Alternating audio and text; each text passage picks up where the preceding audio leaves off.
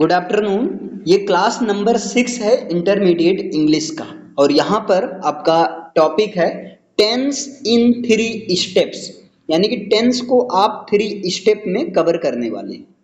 और 3 स्टेप में पहला स्टेप है आपका आइडेंटिफाइंग द टेंस। सबसे पहले आपको टेंस की पहचान करनी है, और टेंस की पहचान 2 तरीके से करनी है आपको। एक तो हिंदी में पहचानना है और दूसरा इंग्लिश में पहचानना है। इसको एक बार मैं रिवाइज करूंगा, आपको ध्यान से सुनना है। प्रेजेंट इंडेफिनिट टेंस की हिंदी में पहचान ता है, ती है, ते हैं, ता हूं, ती हूं। लेकिन इंग्लिश में पहचान, इंग्लिश सेंटेंस में या तो फर्स्ट फॉर्म रहे, या फर्स्ट फॉर्म में एस या फर्स्ट फॉर्म ऑफ वर्ब है ना, या फर्स्ट फॉर्म में एस या एस लगा रहे, या डू या डज के साथ वर्ब की फर्स्ट फॉर्म रहे। पहला क्लियर है ना। दूसरा टेंस होता है प्रेजेंट कॉन्टिन्यूअस टेंस। हिंदी में पहचान रहा है, रही है, रहे हैं, रहा हूं, रही हूं। इंग्लिश में पहचान इज, एम, आर के साथ वर्ब की फर्स्ट फॉर्म में आईएनजी। क्लियर। अब आ जाओ प्रेजेंट परफेक्ट टेंस। इसका पहचान हिंदी में क्या होगा? चुका है, चुकी है, चुके हैं, मतलब काम कंप्लीट होने की बात होगी, वो भी प्रेजेंट टाइम में। इंग्लिश में पहचान क्या होगा? इंग्लिश सेंटेंस को देखकर कैसे पहचानोगे? हैज या हैव के साथ वर्ब की थर्ड फॉर्म होनी चाहिए।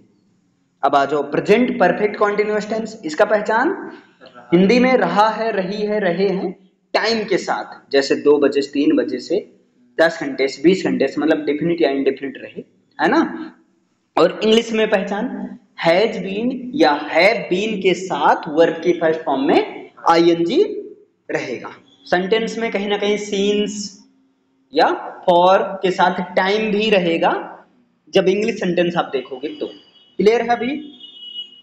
अब आ जाओ पास्ट में। पास्ट इंडेफिनिट टेंस की हिंदी में पहचान ता, था, ती, थी, ते, थे, या जो लास्ट में आ का मात्रा, ई की मात्रा, ए का मात्रा। लेकिन इंग्लिश में पहचान क्या होगा? वर्ब की सेकंड फॉर्म। ये इंग्लिश सेंटेंस को देखकर पहचानना है। सेंटेंस में या तो वर्ब की सेकंड फॉर्म या जो है डिड के साथ वर्ब की फर्स्ट फॉर्म रहेगा। अब आ जाओ पास्ट कॉन्टिन्यूअस टेंस। तो पास्ट कॉन्टिन्यूअस टेंस की पहचान रहा था, रही थी, रहे थे। और इंग्लिश में क्या होगा? वाज या वर के साथ वर्ब की फर्स्ट फॉर्म में आईएनजी रहेगा। क्लियर है। पास्ट परफेक्ट टेंस की हिंदी में पहचान चुका था, चुकी थी, चुके थे, है ना, यानी कि पास्ट में बीते हुए काम के बारे में बताया जाता है, हो चुके काम के बारे में। इंग्लिश में क्या होगा? हैड के साथ वर्ब की third. Past perfect continuous tense की पहचान क्या होगी? हिंदी में रहा था, रही थी, रहे थे, लेकिन टाइम के साथ, है ना, डिफिनिट या तो इंडेफिनिट टाइम के साथ। इंग्लिश में पहचान हैड बीन के साथ वर्ब की फर्स्ट फॉर्म में आईएनजी रहेगा। पास्ट का क्लियर हुआ ना। फ्यूचर इंडेफिनिट टेंस की हिंदी में पहचान गा, गी, गे। इंग्लिश में बिल या सेल के साथ वर्ब की फर्स्ट फॉर्म में कुछ नहीं सॉरी, फ्यूचर इंडेफिनिट में केवल वर्ब की फर्स्ट फॉर्म रहेगा, आईएनजी फॉर्म कॉन्टिन्यूअस में आता है। अब फ्यूचर कॉन्टिन्यूअस टेंस की पहचान क्या होगा? रहा होगा, रही होगी, रहे होंगे, या रहेगा, रहेगी, रहेंगे। इंग्लिश में क्या हो जाएगा? इंग्लिश सेंटेंस में विल बी या शैल बी के साथ फर्स्ट फॉर्म में आईएनजी रहेगी।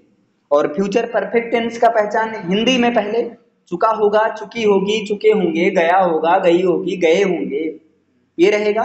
इंग्लिश में क्या होगा? विल हैव या तो शैल हैव के साथ वर्ब की थर्ड फॉर्म रहेगी। अब लास्ट टेंस है फ्यूचर परफेक्ट कॉन्टिन्यूअस टेंस की पहचान क्या होगी? हिंदी में पहले रहा होगा, रही होगी, रहे होंगे, टाइम के साथ, डिफिनिट या तो इंडिफिनिट।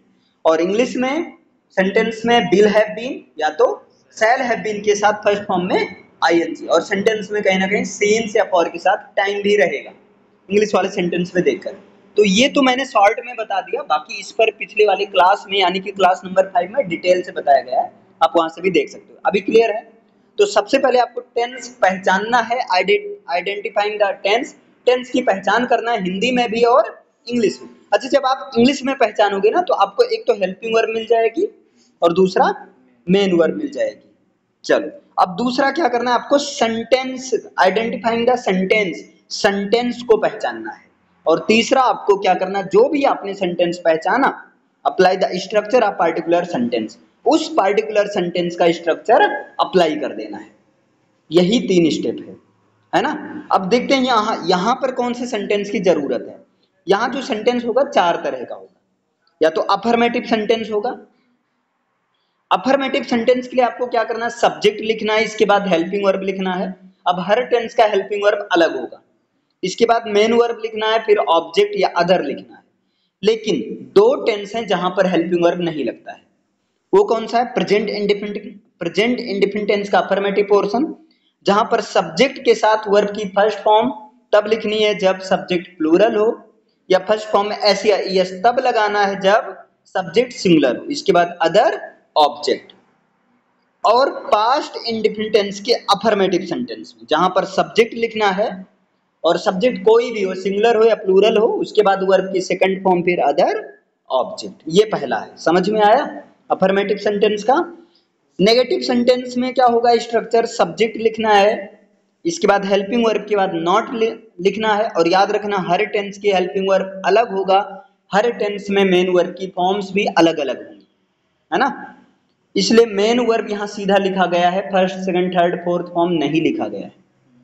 और इसके बाद अदर, ऑब्जेक्ट लिखना है। इंटेरोगेटिव में क्या होगा, यस या नो टाइप इंटेरोगेटिव सेंटेंस है, तो क्या से शुरू होता है, जहां पर क्या की जगह हेल्पिंग वर्ब लिखनी है, उसके बाद सब्जेक्ट लिखना है, फिर मेन वर्ब लिखना, फिर अदर, ऑब्जेक्ट। अगर नेगेटिव आ जाता है तब इंटेरोगेटिव एंड यस या नो टाइप का इंटेरोगेटिव एंड नेगेटिव हो जाएगा आपका, है ना। तो वहां पर सब्जेक्ट के बाद नॉट लिख देना, बाकी सारा स्ट्रक्चर वैसा ही रहेगा पहले जैसा। Helping verb subject not, main verb other, object. इतना क्लियर है भैया। अब दूसरा सेंटेंस होगा आपका WH टाइप इंटेरोगेटिव सेंटेंस। इसको कैसे पहचानोगे, क्वेश्चन वर्ड कब, क्यों, कहां, कैसे, कौन, कितना, ये सब सेंटेंस के बीच में रहता है। और जब सेंटेंस के बीच में रहे तो सबसे पहले इन्हीं क्वेश्चन वर्ड की मीनिंग लिखनी है, इसके बाद हेल्पिंग वर्ब लिखनी है, फिर सब्जेक्ट लिखनी है, फिर मेन वर्ब लिखनी है, फिर अदर, ऑब्जेक्ट लिखनी है। अगर नेगेटिव है तो सब्जेक्ट के बाद नॉट भी लगा देना है, बाकी सारा प्रोसेस तो पहले ही जैसा। और एक होता है अगर हु आ जाता है, तो हु का मतलब होता है कौन या किसने। हु एक्चुअली सब्जेक्ट का काम करता है, तो हु के बाद आपको helping verb, main verb, other, object लिखना है। लेकिन 2 केस में है जहां पर हु के बाद हेल्पिंग वर्ब नहीं लगता, वो प्रेजेंट इंडेफिनिट टेंस और पास्ट इंडेफिनिट टेंस है ना, वो भी अफर्मेटिव के पोर्शन में। और प्रेजेंट इंडेफिनिट टेंस में हु के साथ फर्स्ट फॉर्म में एस लगेगा, और पास्ट इंडेफिनिट टेंस में हु के साथ वर्ब की सेकंड फॉर्म लगेगी। चलो अब अप्लाई करते हैं तीनों रूल, देखते हैं कैसे काम करते हैं। अच्छा, नेगेटिव में हु के साथ हेल्पिंग वर्ब, उसके बाद नॉट, फिर मेन वर्ब, फिर अदर, ऑब्जेक्ट। कैसे काम करेगा ये स्ट्रक्चर, ये तीनों स्टेप देखो। वह स्कूल जा रहा होगा, ये सेंटेंस है, 3 स्टेप है। पहला स्टेप क्या था, सेंटेंस को पहचान, ओ सॉरी टेंस को पहचानो, ठीक है। रहा होगा से पता चला, रहा होगा के साथ टाइम नहीं है, ये भी कंडीशन याद रखना। रहा होगा से पता चला, या चूंकि फ्यूचर में काम कंटिन्यूअस होगा, इससे पता चला कि ये फ्यूचर कंटिन्यूअस टेंस है। हिंदी में आपने पहचान लिया।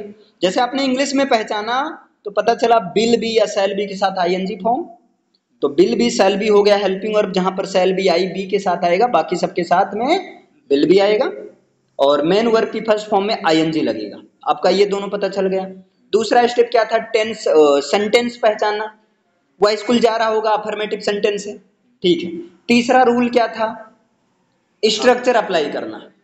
तो स्पेशल तो है नहीं कोई अफर्मेटिव फ्यूचर कंटिन्यूअस के लिए, कि था स्पेशल तो केवल प्रेजेंट इंडेफिनिट टेंस के अफर्मेटिव के लिए था और पास्ट इंडेफिनिट के अफर्मेटिव के लिए था, ये तो है ना।